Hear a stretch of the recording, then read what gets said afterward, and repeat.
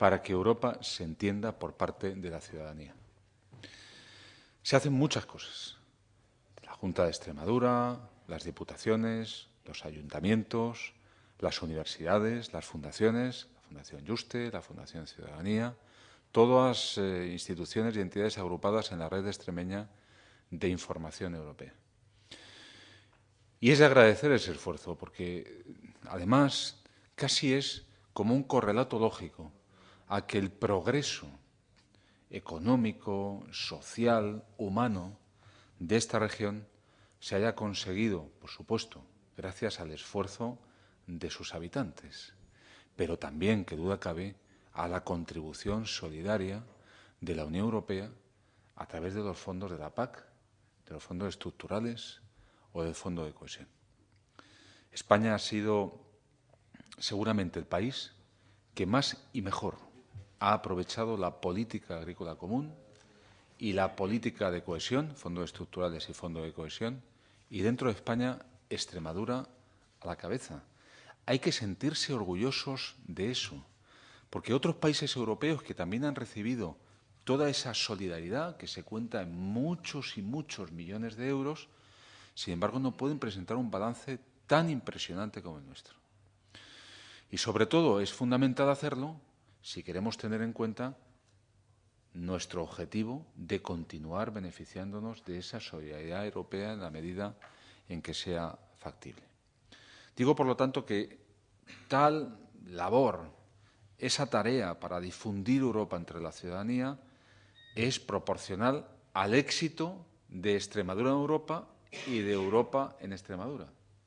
Porque hay que reconocer eso.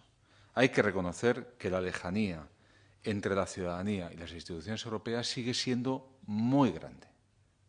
Todavía enorme. Todavía enorme.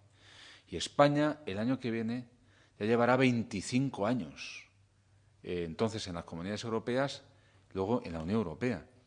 Pero es que esa distancia sigue siendo enorme aquí y es todavía mayor en otros países que han sido fundadores de la propia Comunidad Europea en su día. Estoy hablando de Alemania, estoy hablando de Francia, estoy hablando de Holanda, ni qué decir tiene en otros países, como el Reino Unido, etc. Existe esa enorme distancia.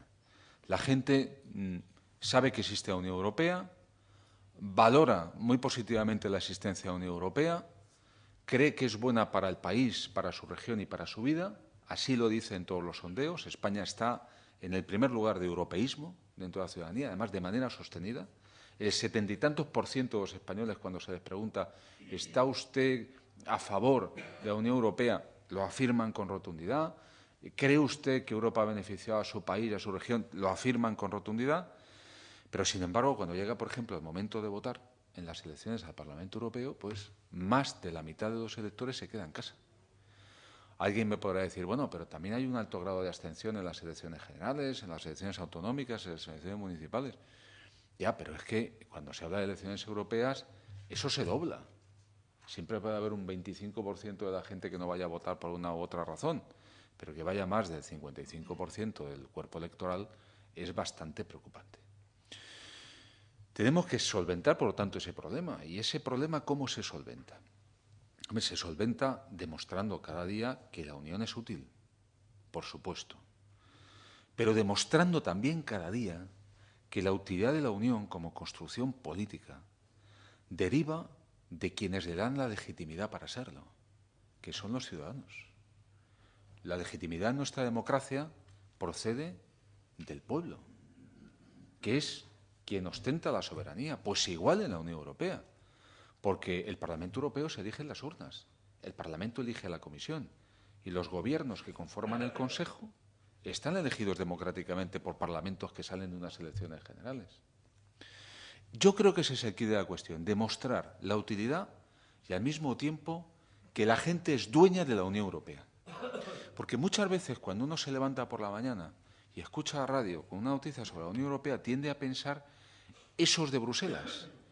¿Pero cómo están ahí esos de Bruselas? Bueno, pues habrán ganado una oposición, que es muy legítimo, ustedes son funcionarios, han hecho el esfuerzo para ganar esa oposición, ese concurso.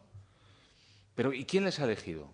Hombre, pues nosotros nos hemos empeñado, la Comisión Europea, el Ministerio de Asuntos Exteriores y el Ministerio de Educación, en conseguir que en este país pudiera haber en su día una asignatura sobre la Unión Europea en la enseñanza secundaria. Estamos en los primeros pasos. Vamos a hacer, en primer lugar, un estudio con las comunidades autónomas de cómo se encuentran estas enseñanzas. En fin, para eso sirven actividades como esta. Porque yo les terminaría diciendo una cosa. No se trata solo de informar sobre Europa. Se trata de debatir sobre Europa. Que tengan ustedes la posibilidad de ser críticos sobre la Unión Europea. Y crítico significa en apoyo o en desacuerdo, con propuestas o simplemente con ideas. Porque, y esto es lo bueno de estos programas, tengo una pregunta para Europa, es que cuando este programa Tengo una pregunta para usted se hace en la televisión pública española y va un líder político, se le pregunta, se le inquiere, se le critica, se le da la opinión. Y aquí hay que hacer lo mismo.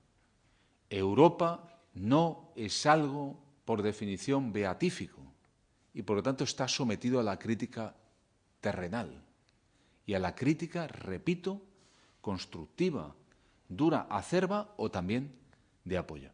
Y a eso es a lo que hemos venido aquí, al fin y al cabo, para que ustedes nos sometan a esa crítica, viendo en nosotros gentes que están trabajando en la Unión Europea y que pueden trasladar sus preocupaciones. Y, de nuevo, muchas gracias por haber hecho un hueco en su agenda y dedicarnos este rato que es muy gratificante.